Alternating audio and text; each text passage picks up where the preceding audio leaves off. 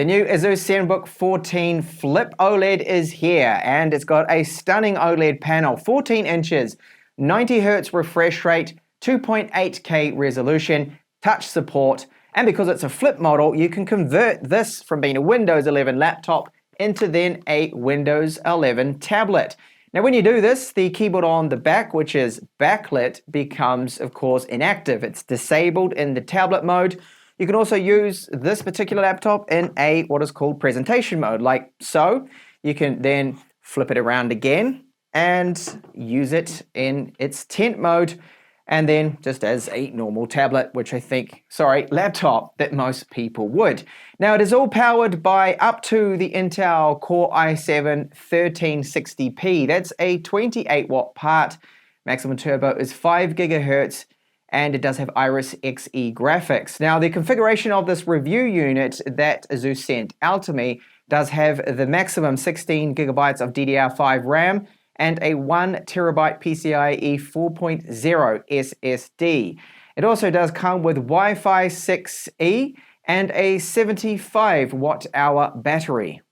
Now let's take a look at the weight of this laptop. It is very light for a 14-inch laptop. So you can see 1.5 kilos, that's it. But that's not our total travel weight, of course, because we have our power cable and then we have the little 65 watt charger. Put that on top of it. Brings up the total travel weight then to 1.91 kilos, under 2 kilos for 14 inches. That's not bad at all. The Zenbook 14 Flip OLED does have a very nice build quality to it. So the lid here, this is made out of alloy and it's a matte finish. It doesn't really pick up fingerprints with this silver here.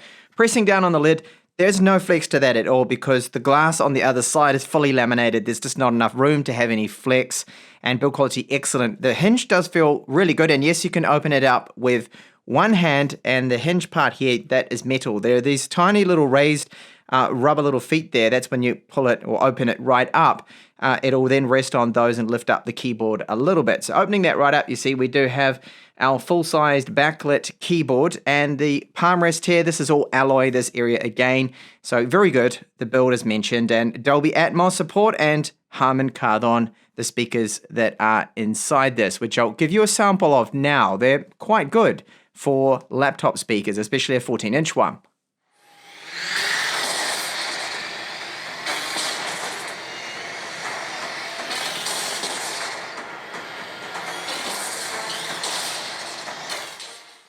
Here's what our backlit keyboard does look like. It's on the brightest setting and it's a very comfortable keyboard to type on. There is no flex or bounce with the keyboard, and it does raise itself up a little bit as I showed you before because of those little tiny feet it has on the top of the lid when you open it right up. Now we do have a power button here that isn't separate from the rest of the keyboard. However, it does have a little bit more resistance to it when pressing it. The keys do feel really good, nice keycaps on them, good quality ones, and you do get a little nice sponginess to them. Not a over-the-top spongy, but slightly firm, if that makes sense. They've got a real nice feel to them, and about your typical 1.5, 1.6 millimeters of travel here with the keyboard. The only complaint from me with this keyboard, and you're probably seeing it already, is because it's silver keycaps and then the white backlit with the keys at certain angles, it does kind of make it difficult to see this keyboard in bright lighting. Like right now, it's a little bit difficult to see some of the different symbols and things like that. So that's the only downside to the keyboard. Touchpad, nice and large. It's very good. And I've been using it instead of a mouse. It's that good for me. Normally I opt to always go over to a mouse because I'm not too fond of touchpads, but this one is very, very good. The sensitivity, finer movements, the cursor does not jump all over the place. And they do have their number pad 2.0. So you tap here and it turns our touchpad into a number pad here. So that's very clever of ASUS. So for ports, it is very good with this particular laptop. We've got our HDMI here, 2.0, audio, this is 3.5 millimeter with mic support, and then 2 Thunderbolt 4 ports right here. So they do support power delivery. That's what you use with the charger, that 65 watt charger, and 2 status LEDs. Then on the other side here, we just have a Type A port. Good to see a Type A port on this and not just using USB Type Cs everywhere. Now that is USB 3.2 Gen 2. This is where the hot air is pushed out the side of it with that fan that I showed you when we took a look at the internals. Along the back of it here, there is nothing. You can just see those metal hinges, which look good. Up the front, there's just this little cutout there that is, of course, so you can easily open up the lid here of this particular laptop. And let's have a look at the internals of it and what is upgradable. So in order to remove the bottom of it, you have to get yourself a T5 Torx bit, and those are the screws around the outside. But there are these ones here that are hidden under the rear rubber feet here. Now, they're a little hard to pry off, but once you do that, just be careful you don't damage anything. You can then access the 2 screws that are here. So then once you have removed them all, use a card just along the edge here where the USB port is the type A one. Be very careful again, just pry it up on the corner, and then the rest of it should just come off like so. So they've managed to cram quite a bit into this and a very large battery. So that is 75 watt hours, and I'm getting around about 8 hours, just over 8 hours of use with Chrome and the brightness set at 200 nits. There are 2 speakers here from Harman Kardon and a single large copper transfer heat pipe right here. The RAM is soldered onto the motherboard, so you can't upgrade it, but we can, as you can see, upgrade the Wi-Fi card. That's the AX211 Wi-Fi 6E, and our SSD from Micron. You could also replace that and put in a larger capacity. Here, I do have 1 terabyte. So we've got a 16 by 9 aspect ratio screen. It is OLED, 550 nits maximum, fully laminated this screen here, and I really do love it. I'm a big fan of OLED displays. Now, I'm currently running it here at 200% scaling, and there's our resolution, which is 2.8K. So that is the 2880 by 1800. And it is a really good screen. So we're talking about 90% Adobe RGB coverage, and DCI-P3 is 100% coverage with this screen. Blacks look really deep, and it's just a very vibrant screen. Now, the touch response, I'll just demonstrate that here, is very good. So just open this up and a couple of my demo images. These are quite old ones too, because there's my late cat there, Ruffer, and very, very good here that there is no noticeable delay. Now, it does support the ASUS Pen 2.0 with 4096 pressure sensitive levels. Unfortunately, I don't have that pen. I don't have the stylus that it does support. They didn't send that out to me, but it is a fantastic screen and very slim bezels on the side right here and the top. So up the top here, we do have 2 microphones. You can just see those little dots right there. And this is an IR camera that does support Windows Hello. And I'll give you a sample now of this webcam, exactly what you can expect, and the microphones. ASUS's AI Sense camera does allow you to do a few things, like there's gaze correction. So if you're not looking straight at the camera, it can make it and edit it so your eyes are always looking at the camera, which is kind of weird in a way. You've got this, which is the background blur mode, and you even have another mode, which is the appearance filter, which I'll turn that on, which kind of softens out your skin, gets rid of blemishes and whatnot. If you're worried about that, well, you got that option, and I'll just turn it all off. So that's off now. That's the standard webcam. Now, my lighting, I wanted to talk about that it's standard room lighting that I have on at the moment. I do not have my powerful studio lights on, and the microphone quality, I think, is good. I've got it with just the standard mode, so I've turned the AI noise cancellation off, which I don't really need it in this kind of environment at the moment. So not a bad combination of microphone and webcam. And of course, it does have that 90 hertz refresh rate, so it is really smooth when scrolling, moving about. And the touch accuracy, I have not had any issues with it. So everything that I press and the exact area where I press seems to work just perfectly fine. But it's the 90 hertz that I really love about this screen. So just so much more smoother and more fluid than, of course, 60 hertz refresh rate. The Zenbook Flip 14 OLED here does come with Windows 11 Home, and I have 16 gigabytes of RAM on board. Now, you see this pop up here in the bottom right hand side. This is the only bloatware that I consider that does come with this particular laptop, and that of course is the McAfee. Now you can get rid of this. I'm just going to accept the risk to get rid of that pop up there. It's a little bit annoying. I'll just uninstall it and use Windows Defender. I think is fine. Their own built-in antivirus. Anyway, the speeds here are 4.8 gigahertz for our DDR5 RAM. Now you cannot upgrade this. It's soldered on board the motherboard. So the only thing you can really upgrade is just the SSD. So when you look in the device manager, you'll see the following information here for our SSD that, in my unit at least, this review unit, it is a Micron brand of SSD, and the speeds for PCIe 4.0, they're not particularly quick. These are just over PCIe 3.0 speeds, as you can see, with the read there being almost 4,700 megabytes per second, and we do have good random reads and writes. Now, if you wanted faster, you could upgrade this, of course, and if you wanted more storage, I have 1 terabyte here with this particular model.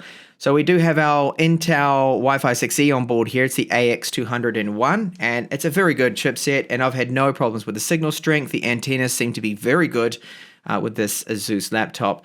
And you'll see that our chipset, we've got our processor here listed 16 times because it has 12 cores, but 16 threads there, and it is very potent. It's a 28 watt part, and I'll show you a little bit of the performance. But before I do, we do have this on board, of course, which is our Windows Hello facial recognition with the IR front-facing camera. Later on, I'll give you a camera sample too, what you can expect from the microphones and that camera quality-wise. But let's look at the performance here. So Geekbench, this is Geekbench 6 now, and it has a very good single-core score there. That's because it can turbo up to 5 gigahertz. And multi-core score, also impressive, 16 threads, great for such a thin and light laptop like this. And if you wanted to know what the OpenCL score is, now this would be about 19,000 with Geekbench 5, but with Geekbench 6, they've adjusted the scores a little bit, so that's why it's reporting here just over 15,000. The integrated graphics isn't bad. It does have Iris Xe graphics, of course, with this model.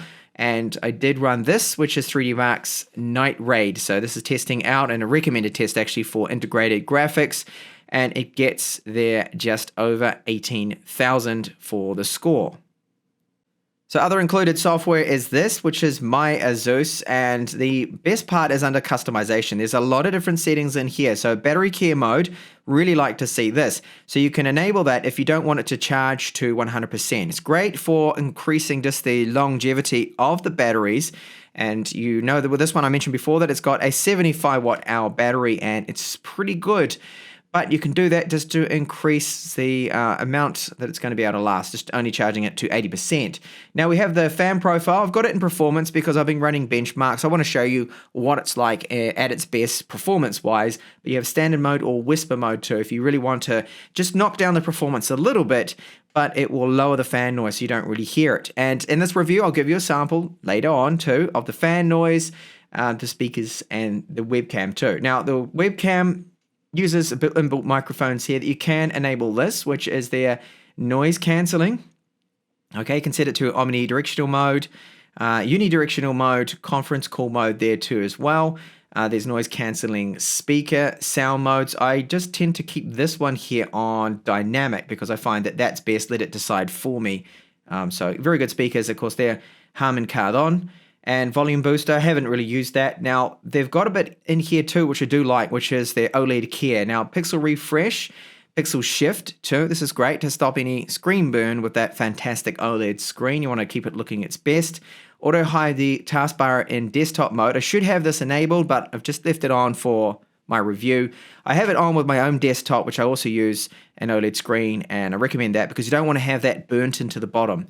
And then they've got this setting here, which is their OLED flicker-free dimming. I have that set to 100%. I haven't really touched that much. They've got their Splendid too as well, so I've kept it on normal. We've got Vivid, Manual, Eye Care mode, their True to Life, Target mode there too as well. So if you enabled that, the brightness will remain unchanged, and I, again, haven't used that. Now, refresh rate, fixed refresh rate, always keep this at 90 Hertz. But you can put it onto dynamic and will automatically adjust it, or just force it onto 60, of course, to save power. And then the AI Sense camera, you can blur the background and do a few little fancy things with that, which I'll get onto later when I show you the camera sample. So there's a lot of other different settings here about the automatic backlight and function key lock. That's really the most useful thing. And of course, if you do go over into the customer support area, you will find they have their live updates. So you can pull through all the latest BIOS updates. There have been 2 so far since I have used it. The most recent one was just only a few days ago. The laptop feels incredibly fast. Everything I do is very quick and snappy thanks to the Core i7, the 1360p. Now, video playback, if you do want to throw something at it that's really demanding, 140 megabits per second, 10-bit HEVC. Load this up now. You can see it takes a few seconds to load, and once it's going, it doesn't have any stutter, doesn't drop any frames there, and it runs perfectly fine. So all of those demanding files of EP92, it's all going to work, and this is an HDR demo clip here too. I'll just quickly play that, and you'll see that it looks in slow motion, the start of it there too. So, but it's running just fine. If I just skip ahead here, there's no slowdown with that. That is 60 frames per second. So all of those demanding video files will all be working just fine, and it's the Iris Xe graphics that is decoding that, of course. Now onto our thermals, but I will show you this, of course, Cinebench R23. It really stresses any system out, pushing it very hard. And you can see the scores here, they're reasonably good. Now, what happened with the multi-core score? It could have been a little better. Now, I am running it in the performance mode, so I'll just bring up HW info that I've had running in the background the entire time that I've been stressing it out. And you can see straight away, we've got a few things here in the red. Now, the CPU package did reach 103 degrees Celsius, and it did, of course, trigger this thermal throttling. So that's why I say the performance could have been a little bit better. Now, the cooling is fine under your general kind of workloads, but when you start to push it really hard, so video editing, running benchmarks like this, or even gaming, it will thermal throttle a little. And this is the downside to these thinner laptops, and it happens to most of them. And what about that fan noise then? Well, this is when you do hear it too. So the sample I'm going to give you now is when I was just running Cinebench R23, and it's at maximum load, and the fan is at its max.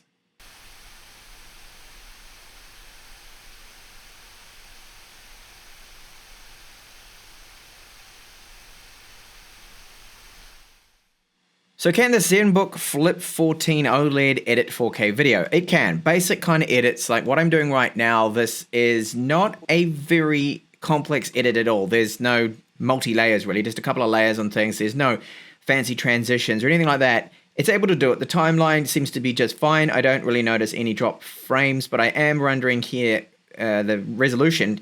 Playback resolution is only rendering at a quarter resolution. Now I could set that on to full, and when I do start to skip ahead and just hit play for a second, Not quite as good. it does seem to be handling that well thanks to the Iris Xe graphics and the fact that it is a 28 watt part here. So it's got a bit of headroom there with the power usage. I have 1 minute of footage right here, the 4K YouTube preset, and I've got this open here just to monitor. It'll be the Iris Xe graphics that will probably do most of the work because of the Intel QuickSync. That's what Adobe Premiere uses the most here to help speed up the decoding here, the encoding, should I say, of this 4K clip. So I will time this like my other videos and hit export. I do imagine that this is going to be very quick indeed. You can see that is absolutely steaming ahead. And that's going to be finishing up in, I think, under a minute here. Okay, so that is just finished now, and I was a little slow there with the timer, about 34 seconds. And as I mentioned, it's the Iris Xe that did the bulk of that work, and the CPU was only taxed up to about a 30% load there. So impressive encoding times there for 4K footage with Adobe Premiere Pro. So for gaming, yes, it can handle older titles, GTA 5 right here, and I do have it set to the settings I always test out. So this is 1080p, and I've got the pedestrian density, view distance, and all that set to medium. So it's basically like normal settings here, and we're getting close to 60 frames per second. The performance out of this 20 watt chip is not too bad at all. So certainly playable for these older titles I mentioned. Now, if you're going to test out something that is super demanding like Cyberpunk, then you will need to run 720p, and you're probably only going to get about 25, 24 frames per second, 30. So it's not really ideal. But for this kind of light gaming on the side, even though it's not a gaming laptop, you can still handle it. And for integrated graphics, this is not bad at all, the performance you can get. So battery life with the Zenbook 14 Flip OLED is quite good. I managed to get 8 hours with Chrome tabs open, general kind of use.